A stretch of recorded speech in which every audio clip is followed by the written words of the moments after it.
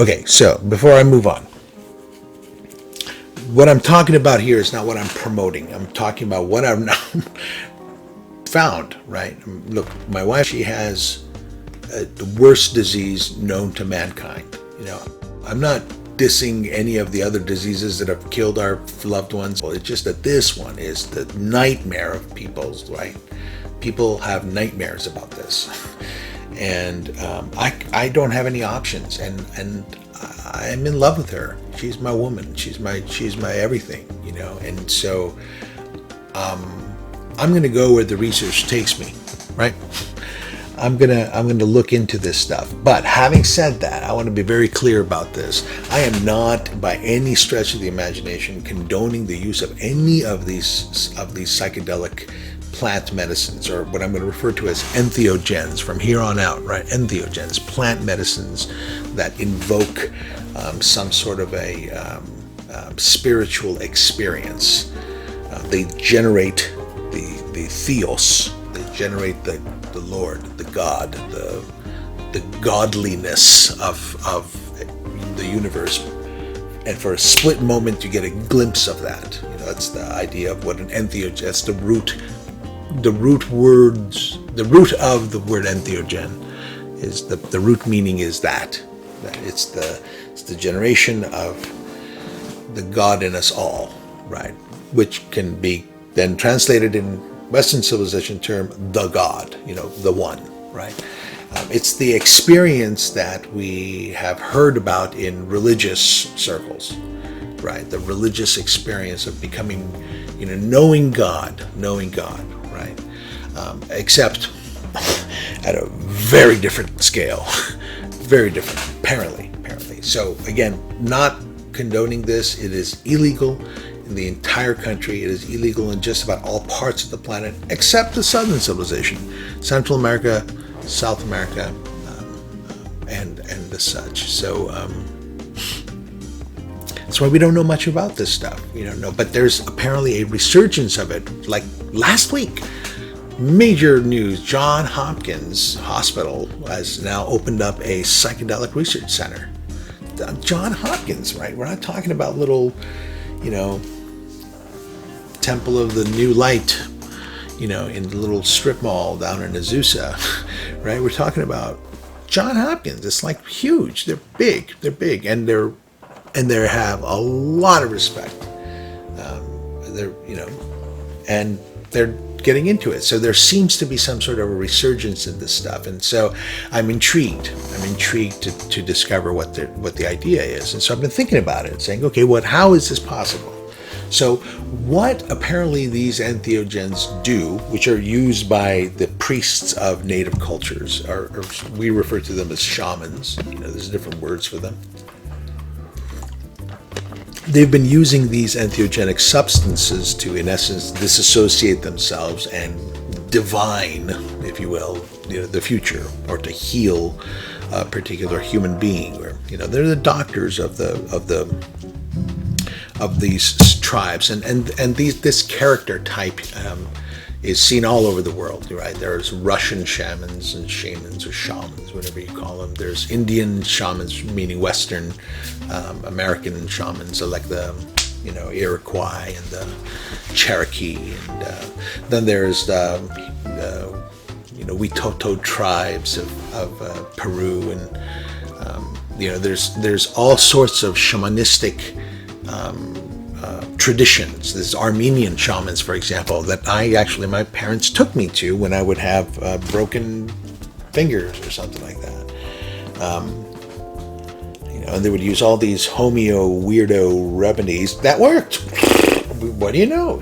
But so anyway, the point is that what these entheogens apparently do is they allow the person who has attained a certain level of human development. That is to say, there is a level of security in a person's life, a certain level of introspection, not self, just introspection in determining, where they are, who they are, what they value, and what their context is, what their setting is, not just, And once you attain that level and you are open, meaning to say that you are willing to be able to deal with some very serious stuff that you may have repressed,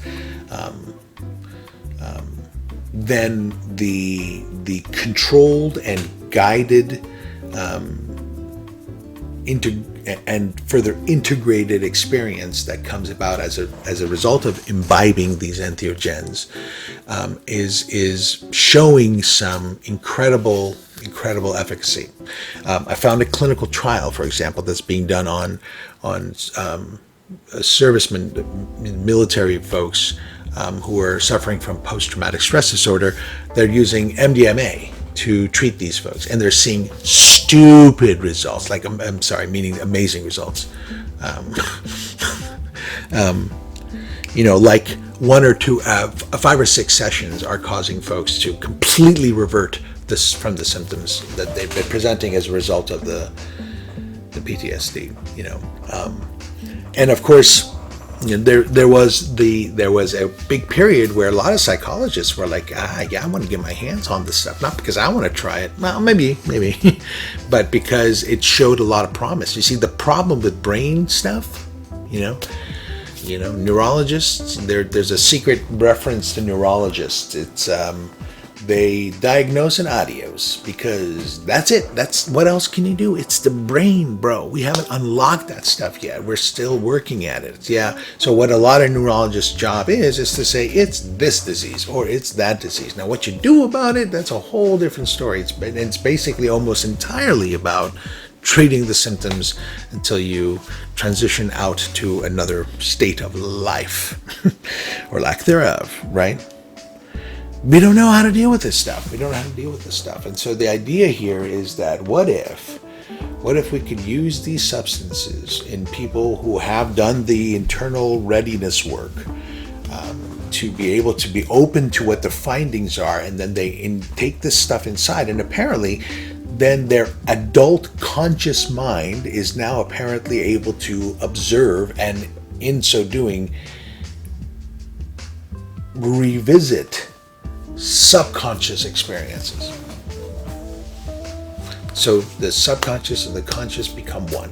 That boundary between those two domains of existence dissolve for a period of time, long enough for you to be with guidance, with fortitude, and in many cases with repeated attempts, to be able to revisit that experience that caused you to disassociate yourself with yourself, and so creating a trauma that just grew and grew and grew, and maybe manifested itself in asthma, or manifested itself in diabetes, or manifested itself in just being having a communicative disorder, maybe autism.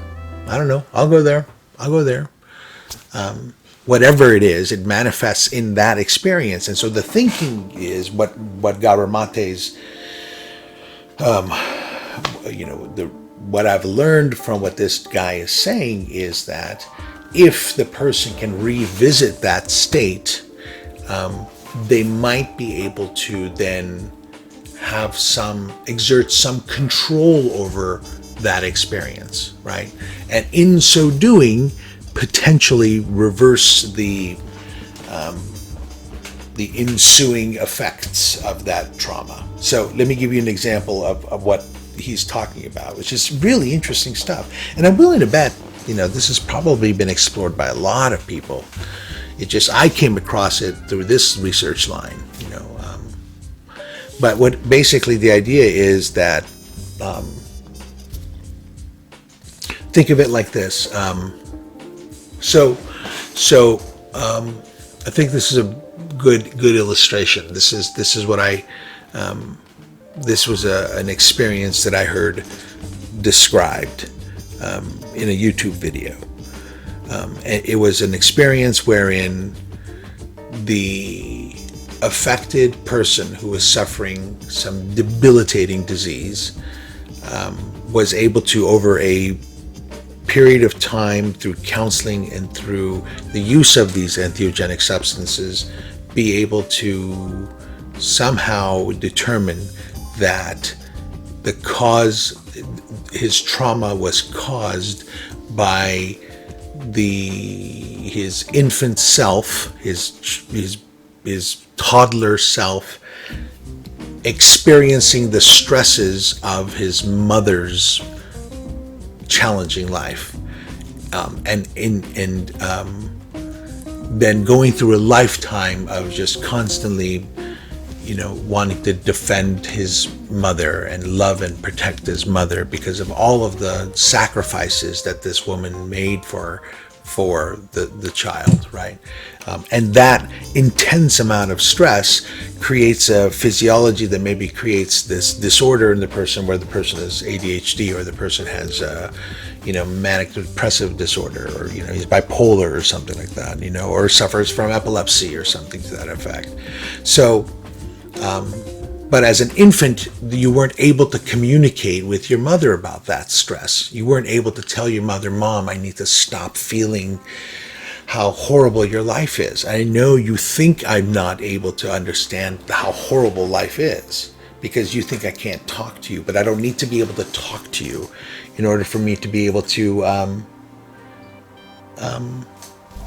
I don't need to be able to talk to you in order for me to feel and learn that life is horrible and I will be abandoned and life will be disgusting and I better do this, because otherwise I'm just going to be slaughtered. So as an adult, though, you can say that to your mother, right? But the problem is that you can't, go back, 40, 50 years to do so. And the proposition here is that with the guided practices of what these curanderos or these shamans or these whatever word you want to use, the practices that these native cultures have devised, it is possible for you to dissolve that timeline. And in essence, so imagine the scene would be you're in a tent in a Peruvian jungle someplace, right? And there's, you've now imbibed in a controlled setting whatever this entheogen is, whether it's this plant or that bark or this root or whatever it is that they put in this stuff. And you apparently then and have, for example, there's a woman guide, right? There's a woman who is guiding you through the experience. And these guides they're not like psychotherapists, but they're there simply to give you a sense of comfort that if you do start to be overwhelmed with whatever it is that you're discovering while you're experiencing this experience. And now I get what the Jimi Hendrix thing was with Are You Experienced? Now I see what that was about, because I don't, I admit that, yes, I've had a couple beers in my life, but this stuff is way beyond me. And it's just fascinating to even learn about it. Never thought this would be something that would be in my life. So, and it's not in my life. Again, I want to remind everybody, we're not doing these things. We're not exploring them. I'm just learning about this stuff now. And we do not recommend anybody do this stuff. Don't try this stuff at home, kids, because, they have the potential of doing horrible, horrible things to you as well. And more often than not will do horrible things to you unless you do it right, man. Unless you do it right. And that doesn't mean going to Burning Man. Anyway, no disrespect to people going to Burning Man. I'm sorry. I'm not trying to be that way. I'm just saying this is deeper stuff. This isn't a party. We're not talking about, I don't think a physician is talking about a partying. I don't think these what we're talking about here is real science, religion, philosophy. I don't know. Medicine. I don't know. So apparently, what the idea behind this stuff is that they're boundary dissolving substances, and the boundary that they're dissolving is the boundary between the subconscious and the conscious mind, right? It allows people to, in some of these entheogens, apparently, as reported by A couple of scientists, a guy named Gordon Wasson and his wife Valentina Wasson, I may have mentioned them before, in the 1950s. And then, of course, all of the work that was done, in the early 60s and going into the 70s with, the work of Timothy Leary and Ram Dass and Ralph Metzner, and the research of Ralph Abrams. There was another, some really interesting research was done in the use of, psychotherapeutic approaches that used these particular substances. And, at first it was lysergic acid diethylamide, and then it became other kinds of, substances which collectively became known as psychedelics, right? Which was unfortunate because it's not what psychedelics are. Psychedelics aren't drugs. Psychedelics aren't substances. Psychedelic is a word about manifesting the mind, right? And so it's about the externalization of the internal, right? Of the thought becomes object, becomes real, right? That's what psychedelic is, right? And you use these substances to be psychedelic, right? To have the opportunity to show your mind, right? So there's a lot of things that are psychedelic, but unfortunately, because of the party culture and the drug culture that this stuff was associated with from the, again, in the 60s and going into basically all the way up until even now, we've missed the boat on what these things might be, according to what these people are saying, these, scientists and these, Dennis McKenna, for example, is another fantastic, a very interesting scientist, pharmacologist who speaks about this kind of stuff as well. And again, the thinking here is that because the disease, the chronic condition, again, not acute conditions, right? We're not talking about, the common cold, right? We're not talking about, a broken bone. We're talking about chronic conditions that last a long period of time. Or a period of time, let's just say that. These are caused by trauma from, events past. And in order for us to be able to begin the healing process, not necessarily to heal it, because that's another thing that these scientists are saying, is that nobody is suggesting that these entheogen, these plant medicines, are going to cure anything. Even though there's been some incredibly promising research in this field, folks with smoking, heroin cessation, for example, smoking cessation, alcoholism, the recidivism of alcoholics who undergo some of these therapies that use these plant medicines or these entheogenic substances is like 50%. So like 1 out of 2 people who are raging alcoholics become non-alcoholics after the second or third session, right? I mean, how do you not take advantage of that? And just imagine the scourge of alcoholism in just America alone. Anyway, so it's been just a really interesting journey that's opened up some interesting possibilities here. Again, it's simply an intellectual experience, though. Again, I want to be very clear about this, that these are bad things. These bad is not the right word. They're not bad things. They're potentially terrifying things. The great risk, as they say, with the use of these things is astonishment. But that's for another time, I suppose. So, Olga and I are talking about what this stuff is. We're reading more, that's for sure. And both of us are very certainly intrigued, but not really comfortable with the idea. But it's interesting because maybe it's an opportunity for us to reflect, and say, hey, wait a second, maybe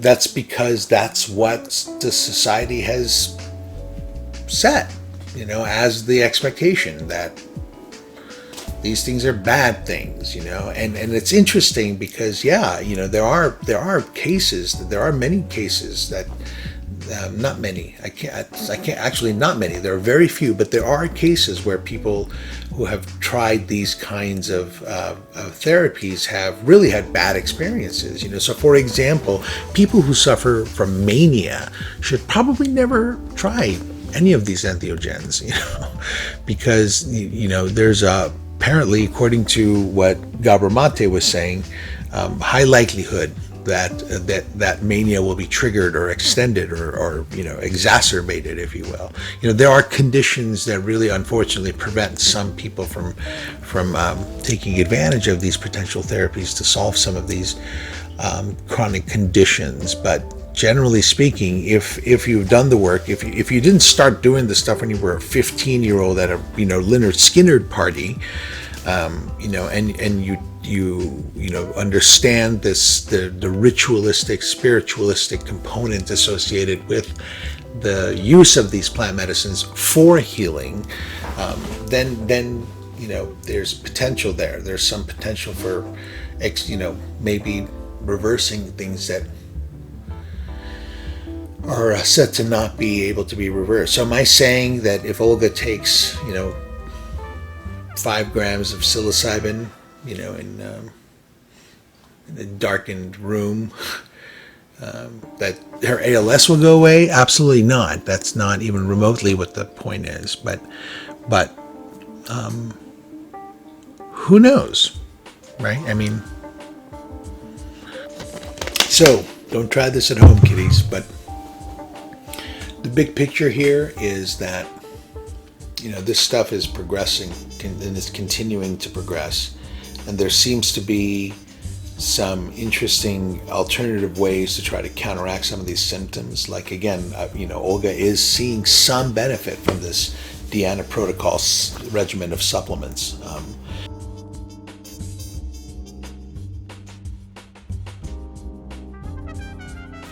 But the mind-body connection is a real thing. It isn't just some new age, new wave thing to sell Yanni CDs. It's apparently real, like it's a scientific principle. If that makes you feel better, it's a scientific principle. And as such, it seems to make sense, at least from a logical standpoint, that there are some underlying mechanisms, some logical connections between cause and effect. Why something occurs isn't necessarily as a result of things that occurred right before it, right? There's like that old logical fallacy of ergo, what is it? It's something ergo propter hoc. Anyway, it's after it, therefore because of it, right? The logistical idea of hey, did you notice that on hot days is when earthquakes occur? Therefore, because it's hot, there might be an earthquake. That's just that there's not after it, therefore, that's not how it works in all things. In a lot of things, yes, but not all things, right? And so maybe we have to think a little bit more about the arc of that mechanism. Not the golden arches, but I mean the long arc. This woman has, taught thousands of children, constantly put herself before, given everything. And now this is what's happening to her. So the lesson here is care and love, but, be authentic. Be authentic. And I know this is the exact kind of thing that a dude having a midlife crisis would say, right? Man, it's about being authentic. But for me, it's a realization that is naturally starting to find its way out of me, because when I say be authentic, I mean fight to get back to what your desires are. I'm talking to Emil. I need to get back to what my desires are and what my interests are. And I'm not talking about with Olga. I'm not talking about before Olga. I'm talking about when I was 5, when I was 9, when I was 14, when I was a child, the desires and the things, the dreams, if you will, that a person has as they're growing up. Every time one of those dreams seemed to go away, then get locked away and put to the side, each time that happens, your personality develops. The human being you become and are known for develops every time you lose those things. And eventually you become a person that you never really wanted to be, because I can't deal with the fact that I'm not being the person I want to be. So when I say be authentic, I'm saying I need to do the thing that makes me feel like not Emil Ahangarzadeh, but Emil Ahangarzadeh, which is the appropriate, the name that my parents gave me that I used in my childhood. Emil Ahangarzadeh, not Emil Ahangarzadeh. Emil Ahangarzadeh. It's very specific. And I know that sounds crazy to obsess over a name, but if I really want to tap into my authentic self, I need to accept the fact that the way my name is said was altered when I came to America forever. And I think it's a healthy thing for me to not insist on, but discuss the correct pronunciation of my name. Not for any other reason but to firstly maybe express that there is a secret name that I have, and it's my real name, not the name that I've been called since I've been in this country. That's a fun thing, right? I think that's fun. And then secondly, to be able to express or to be able to provide an opportunity for people who love me to be able to become closer to me by changing their physiology and their mouth and their tongue and their lips and their breath to be able to say my name the way my real name is, right? How is that not an intimate action of being able to say a person's name the way it's intended to be said? And I'm talking about with absolute precision. That is a very intimate act, and it's particularly intimate for a guy who has suffered from dissociative experiences as a result of a migration and financial trauma and religious trauma and political trauma, blah blah blah blah blah blah.